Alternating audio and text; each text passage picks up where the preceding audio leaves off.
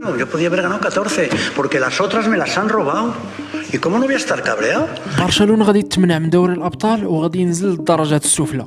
بيريز ما قدمش الاستقاله ديالو في اللقاء الصحفي اللي كيف ما كلشي كان متوقع، بل خرج بكلام خطير وهاجم برشلونة وجر الموضوع لقضيه نيغريرا، وقال بلي كاين شبهات خطيره على سنوات ديال التاثير ديال الحكام، وزاد قال كلام اخطر: لا تطبق القانون بصرامه ممكن برشلونة يتعرض لعقوبات قاسيه، خصم نقاط، منع من دوري ابطال اوروبا، وحتى سيناريو الهبوط لدرجات اقل. بيريز وصل الهجوم وقال ان ريال مدريد ضاعت منها بزاف ديال الالقاب بسبب التحكيم، واتهم مباشره منظومه التحكيم في اسبانيا، وقال انها ما كانتش محايده لعده سنوات، وماشي غير ما كانتش محايده بل كانت فاسده. الصحفيين اللي كانوا جايين باش يحضروا الاستقاله بيريز لقاو راسهم قدام موضوع اخر واكثر خطوره. بيريز قال انه غادي يلتجأ للقضاء ويدفع بملفات قويه باش يتفتح تحقيق رسمي. الصحافه كانت متوقعه نهايه بيريز، ولكن هو اكد انه غادي يترشح وما غاديش يقدم الاستقاله ديالو. السؤال دابا هو: واش كاع هاد التصريحات والاتهامات غادي تدوزهم برشلونه بلا ما دير حتى شي ردة فعل؟